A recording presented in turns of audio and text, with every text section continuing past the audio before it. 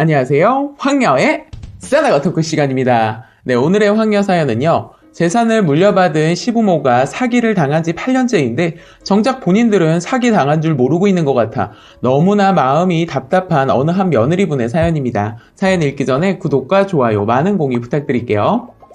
시할머니께서 재산 중에서도 특히 부동산 쪽으로 좀 많으셔서 그걸 미리 재산을 나눠 자식들에게 주셨다고 해요.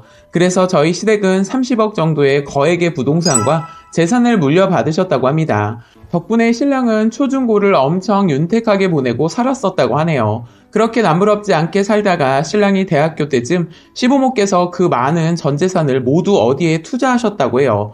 정확히는 모르겠지만 외국 무슨 보석 광산이라고 하셨던 것 같아요. 그런데 안타깝게도 투자한 이 모든 전 재산을 다 날리셨다고 해요. 그래서 시댁 상황이 많이 안 좋아져서 신랑 대학 때 정말 너무나 힘들었다고 합니다. 늘 부족함이 없이 자랐었는데 하루아침에 집이 망하니까 심지어 학교 갈 차비도 없을 정도로 힘들었다고 하더라고요. 그런데 설상가상으로 살 집도 없어서 시부모님은 떠돌이처럼 사시고 신랑은 어쩔 수 없이 결혼 전까지 다행히 할머니 댁에서 살았다고 해요. 지금도 시할머니께서는 아직 살아계시는데 저희 시부모님을 원수로 생각하시고 계십니다. 그래서 시할머니께서는 늘 시부모님 욕을 하십니다. 제가 인사를 드리러 갔을 때도 쉬지 않고 시부모 욕을 계속 하셔서 계속 듣고 있기가 민망하더군요. 어쨌든 시댁이 이런 상황인 거 알면서도 저는 신랑 성실하고 자상한 사람이라는 거 그거 하나만 믿고 결혼했습니다. 솔직히 시댁 형편 어려운 거 알고 신랑이랑 결혼했는데 결혼하고 보니 좀 속이 터지는 일이 있어서 이렇게 글을 써보네요. 저는 신랑한테 시부모님이 그냥 어디에 투자를 하셨다가 다 날린 거라고 그렇게 들어서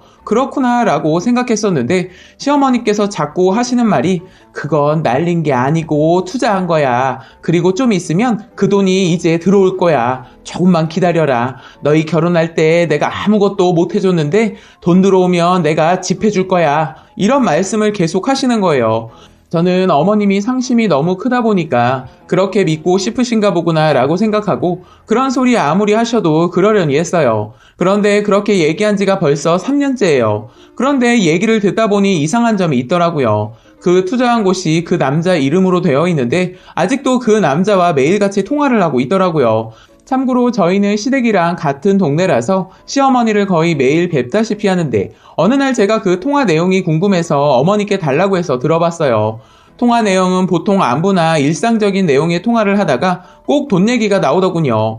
그분 하는 말이 조지 부시도 그 광산에 투자했다고 하고 또 채권이 뭐 어쩌고저쩌고 하면서 다음 달이면 돈이 나올 것 같은데 미국에서 돈을 받아오려면 미국에 가야 한다.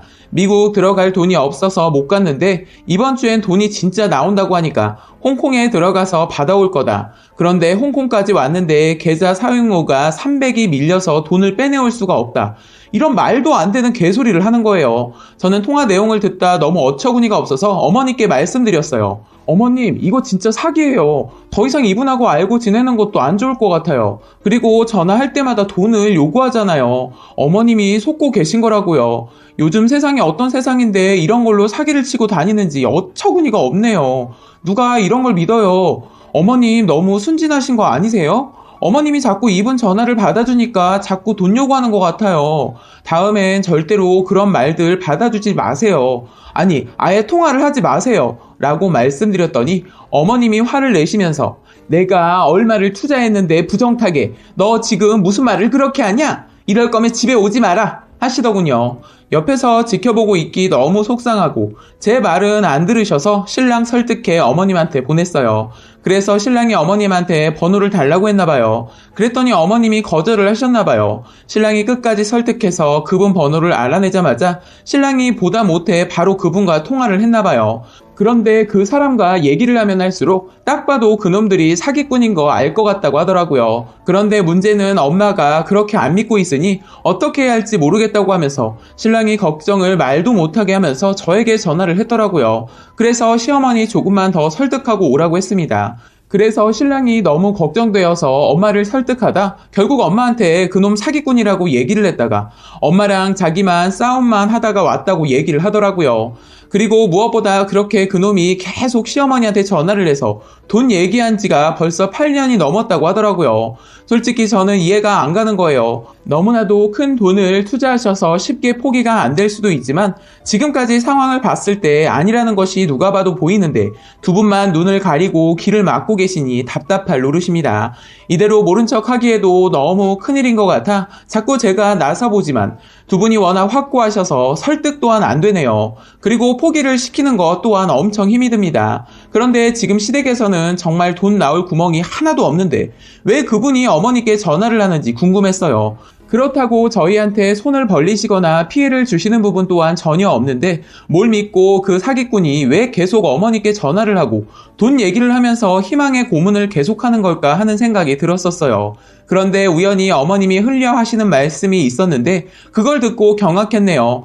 아버님이 그분께 몇백을 해주신 적도 있고 주변 지인들까지 끌어들여 계속 돈을 해준 적도 있었던 모양이에요. 그러다 보니 그놈이 어머니 쪽에서 조금씩이라도 계속 돈이 나오니까 이렇게 오랜 세월 동안 사기를 치면서 희망을 줬던 것 같아요. 사실 이제 이 정도면 솔직히 실패한 투자가 아니고 사기의 수준인 것 같은데 한마디로 부정하고 계시는 거죠. 그런데 무엇보다 더 걱정이 되는 것은 시부모님 주변에서 돈을 해줬다는 것입니다. 중간에서 돈을 해준 거나 마찬가지니 시부모님도 사기꾼과 같은 한편으로 잡힐 수 있을 것 같다는 걱정도 되어서 머릿속이 복잡합니다. 그래서 제가 시어머니께 진지하게 그놈 사기꾼인 것 같다고 말씀도 드려봤더니 어머니는 옛날에 그런 것 같아서 다 알아봤다고 하더군요. 그런데 사기꾼이 아니라고 합니다. 단지 돈이 좀 늦어지는 거지 나쁜 사람은 아니다 하시면서 이러고 계세요. 시부모님들은 그놈을 완전히 믿고 있는 거죠. 이 상황을 진짜 어떻게 해야 할까요? 저만 왜 이렇게 속이 타들어가는지 모르겠네요. 신랑은 그 문제에 있어 자기는 더 이상 부모님과 말이 안 통하며 관여하고 싶지 않다고 하면서 우리가 피해보는 거 없으니까 그냥 엄마가 미쳤다 생각하고 한 귀로 듣고 한 귀로 흘려라 합니다. 그런데 이건 흘릴 문제가 아닌 것 같아서요. 그래서 신랑한테 이러다가 진짜 어머님 아버님 두 분 다 사기로 감옥 가시면 어떡해 하니까 신랑이 하는 말이 솔직히 차라리 그렇게라도 감옥에 가셔서 그놈한테 진짜 사기 당하셨다는 걸 받아들이시면 좋겠어 라고 하더군요. 그동안 자기가 그 긴 세월 동안 받은 상처와 고통이 너무 커서 잊혀지지가 않는다고 하네요. 저는 이런 신랑의 말을 들으면서 그냥 두고 지켜볼까 하다가도 너무 걱정되고 답답하다 보니까 차라리 내가 미친 척하고 경찰에 가서 신고라도 할까 생각도 해봤는데 증거가 없으니까 손 쓸 방법도 없고요. 무엇보다 법적으로 정말 아무것도 모르기도 하지만 어떻게 하는 게 좋을지 아무리 궁리해봐도 몰라서 이렇게 조언을 얻고자 글을 남겨보네요. 더 이상 저희 시부모님이 그 사기꾼의 노름에 그만 놀아나시면 좋겠습니다. 지켜만 보고 있자니 너무 안타깝고 답답하기만 합니다. 라고 사연 올려주셨습니다. 오늘의 댓글 소개해드리겠습니다. 첫 번째, 그나마 사기꾼이 연락이 되니 잘된 거 아닌가요? 비행기 값 줄 테니 더 투자하고 싶다고 만나자고 해봐요. 그리고 그 자리에서 경찰과 가서 잡으세요. 조사하면 사기꾼인 거 당연히 밝혀지겠죠. 뭐 돈은 다 못 받아도 시부모님이 깨닫지 못한다 해도 어쨌든 더 이상 그놈이 연락해서 추가로 사기칠 일은 없을 것 같아요. TV에서 이거 비슷한 내용 본 적 있는데 엄마 평생 모은 돈 다 털어놓고 믿고 있고 아들 제보해서 역추적했는데 엄마 지인이 사기꾼인 것 같은데도 엄마는 철석같이 믿고 있더군요. 그 방송에서 다 거짓말인 거 보여줬는데도 그 집은 어찌 됐나 모르겠네요. 두 번째, 부모님들이 현실을 못 받아들이는 것 같아요. 사기라고 인정하는 순간 내 30억은 정말 사라져 버리는 거니까요. 정신병 맞다고 봐야 할 것 같아요. 치료한다 해도 그 상실감은 치료될지 모르겠습니다. 세 번째, 우선 부모님들이 일말의 가능성을 보시고 희망을 저버리지 못하고 있는 건 아닌지 아니면 큰돈을 투자하셔서 사기인 것을 부정하며 인정하려 하지 않는 것인지 그런 생각이 드네요. 그것을 인정하는 순간 모든 것이 끝이라고 생각하기 때문에 생각 자체를 안 하시고 주변의 얘기 자체를 거부하는 건 아닌가 싶어요. 일단 더 이상 투자를 멈추게 하시고 상담 같은 것을 추천해드리고 싶네요. 주변에 보면 큰돈을 투자하고 실패한 후에 삶까지 엉망이 되어버린 사람들 봤던지라 쓰니님 시부모님들도 걱정이 많이 되네요. 금액이 크면 클수록 충격 또한 클 거라 생각이 듭니다. 하루빨리 잘 해결됐으면 하네요. 라고 댓글 소개해드렸습니다. 오늘의 사연과 댓글 여기까지였고요. 많은 공유와 여러분들의 생각이나 느낀 점이 있다면 댓글로 표현해보시기 바랍니다.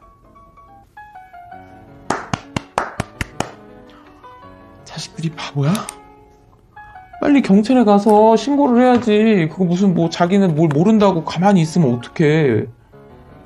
그런 걸 잘 뭐 사기치고 이런 거 잘 몰라가지고 보고만 있으면 어떡해.